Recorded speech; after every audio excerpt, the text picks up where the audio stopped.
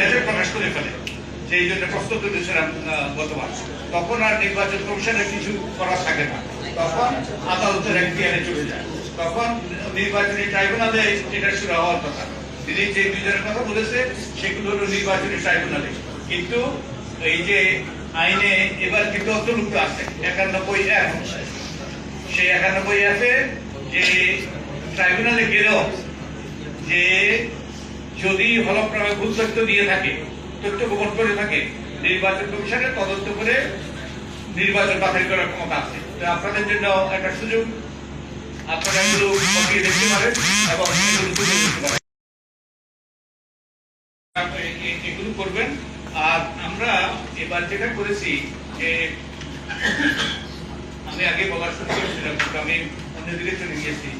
নির্বাচন পর্যবেক্ষণ দুই ভাগ হতে পারে, একটা হয় নির্বাচনের দিনে পর্যবেক্ষণ, নির্বাচনের দিনে পর্যবেক্ষণ, আর একটা হলো নির্বাচন প্রক্রিয়ার পর্যবেক্ষণ, যে সঠিক আইনি কাঠামো আছে কিনা, ভোটার তালিকা ঠিক আছে কিনা, যারা প্রার্থী হইতে চায় প্রার্থী হইতে পারছে কিনা, কাউকে বাধা দেওয়া হয়েছে কিনা, প্রার্থীদের তথ্য মানুষের কাছে পৌঁছেছে কিনা, ইত্যাদি ইত্যাদি, এবং পুরো প্রক্রিয়াটা কারসাজিমুক্ত কিনা। তো এই দীর্ঘমেয়াদী প্রক্রিয়াটা যদি সঠিক না হয়, শুধু নির্বাচনের জন্য শান্তিপূর্ণ হলে নির্বাচনকে গ্রহণযোগ্য অনেক সময় হয় না। আমাদের পুরো প্রক্রিয়াটা এবার আমরা পর্যবেক্ষণ করেছি, আমরা এই এবং আমাদের ভলান্টিয়ারদের দিয়ে এবং অনেক ত্রুটি কথা আমরা তুলে ধরেছি। কিন্তু যেগুলো আমি আশা করি যে নির্বাচন কমিশন যেটা তার আগে অঙ্গীকার করেছে যে ঋণ খেলাপি এবং দ্বৈত নাগরিকত্বের ব্যাপারে তারা নির্বাচনের পরেও তদন্ত করতে পারে, আশা করি তারা তদন্ত করবে। আর আশা করি যে কেউ যদি হলফনামা ভুল তথ্য দিয়ে থাকে সেগুলো তদন্ত করে ব্যবস্থা নেবে তারা, এবং আপনারাও এই নিয়ে অনুসন্ধান করতে পারেন। আমার আর বেশি কিছু বলার নেই। আপনাদের যদি কোনো প্রশ্ন থাকে। একটু প্রশ্ন আছে, আপনারা আজকে যে সংবাদ সম্মেলন, এক সপ্তাহ আগে একটা সংবাদ সম্মেলন হয়েছিল,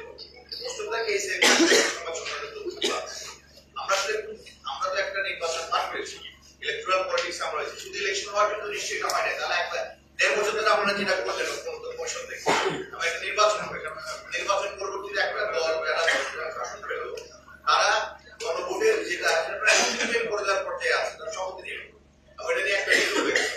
আপনাদের কাছে কি মনে হচ্ছে না আপনারা অহেতুক 1.5 বছর নষ্ট করলেন জাতির, যে যারা এতগুলো একটা গণভোট করলেন এবং এখানে শপথ নেওয়ার কথা ছিল ওই আপনাদের জুলাই সনদে, একটা জুলাই অভ্যুত্থানের মধ্য দিয়ে হয়েছে, আসলে কি আপনি কি ব্যক্তিগতভাবে ফ্রাস্ট্রেটেড কিনা যে বিএনপি যে আসনটা করলো একটা দল হিসেবে আসন পাওয়ার পরে ব্যক্তিগত আপনাদের মনে হলো কিনা 1.5 বছর?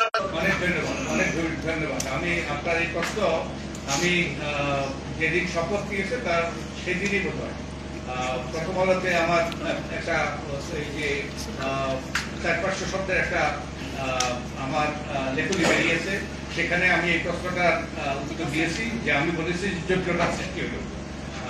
আমরা মনে করি যে তাদের যে আইনি বাধ্যবাধকতা আছে, যেহেতু সেই আদেশটা জনগণ অনুমোদন করেছে এবং একই সাথে যে ওই 48টা বিষয় যেগুলো নিয়ে গণভোট হয়েছে এগুলো জনগণ অনুমোদন করেছে গণভোটের মাধ্যমে। তো এই আমি মনে করি যে তাদের যে তাদের শপথ না নেওয়ার কারণে জটিলতা সৃষ্টি হয়েছে। আর আপনাদের অবগতির জন্য এরপরেই এই বিষয়টা নিয়েই এখানেই এই রুমেই ওই নাগরিক কোয়ালিশন থেকে আলোচনা হবে। তো সেখানে আপনারা আরো এই সম্পর্কে আরো তথ্য পাবেন, এই সম্পর্কে আপনাদের কাছে আরো বিশ্লেষণ উত্থাপন করা হবে। আমরা অন্য আর কারো কোনো প্রশ্ন আছে কিনা? আমার একটা প্রশ্ন আছে। জি, কয়েকটা রাজনৈতিক দল রাষ্ট্র ক্ষমতা ছিলেন, আপনি জানেন আওয়ামী লীগ ধ্বংস হয়ে গেছে, বিএনপি জাতীয় পার্টি, একটা 7 লোকের নাম বলেন এমপি, একবার 100% 7 লোকের নাম বলেন। আমি আপনার ছবিটা জানতে চাই। আমি তো তদন্ত করে দেখি যে কে সব আপনি তো সত্য কথা বলেন, জানি রে, সত্য কথা বলেন এখন। একটাও সোর্স না কাউকে পাবেন না। আমাদের পক্ষে সম্ভবপর নয়।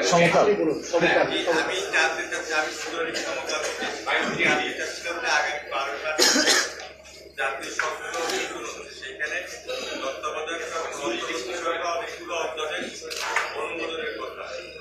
যদি সেই বিএনপি এখন যে অবস্থা, যদি তারা গণভোটটাকে অনুমোদন না দেয়, সংসদে অনুমোদন না দেয় এবং জুলাই সনদটাকে যদি অনুমোদন না দেয়, সেই ক্ষেত্রে কোন ধরনের সংকট তৈরি হতে পারে?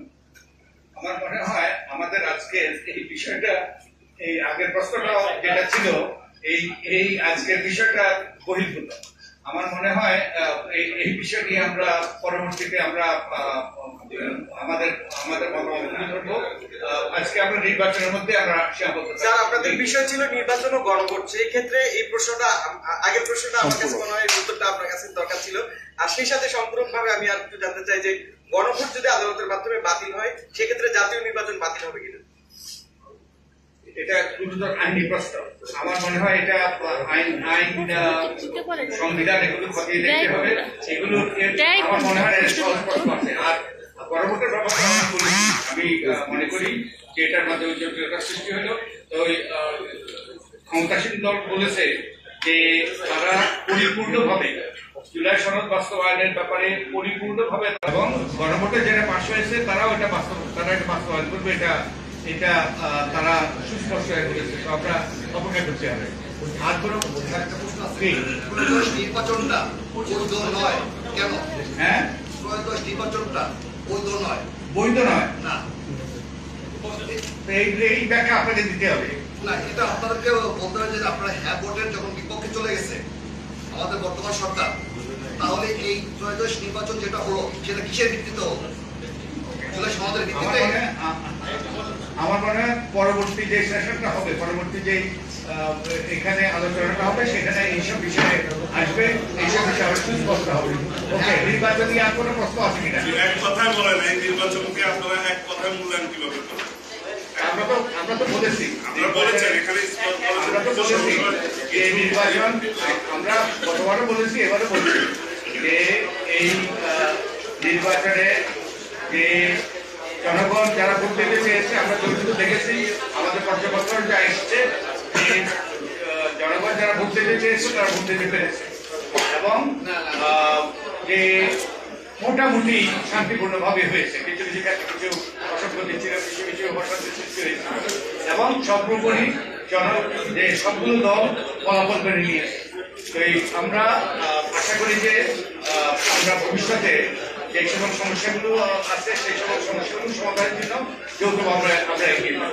হ্যাঁ, কিছু কিছু সমস্যা আছে, সমস্যাগুলো আমরা এখানে তুলে ধরেছি, এবং নির্বাচন কমিশনের কিছু দায়িত্ব আছে, সেগুলো আমরা তদন্ত করা, এবং আগেই হয়তো তদন্ত করা উচিত ছিল। তো আমরা আশা করি এই চ্যাপ্টারের আমরা নির্বাচন কমিশনের তদন্তের মাধ্যমে এবং আদালতে যে সকল ইলেকশন পিটিশন যাবে ট্রাইব্যুনালে, সেগুলো দ্রুততার সাথে, যেটা গুরুত্বপূর্ণ যে অনেক সময় ট্রাইব্যুনালে যখন মামলা যায় সেগুলো আর সমাধান হয় না, সেগুলো মেয়াদকালে সমাধান হয় না।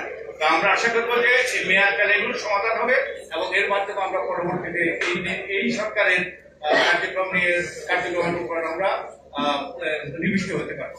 অনেক ধন্যবাদ। সবসময় আপনি একটা কথা বলতেন, নির্বাচনের বিশ্বাসযোগ্য হইতে হবে আপনার।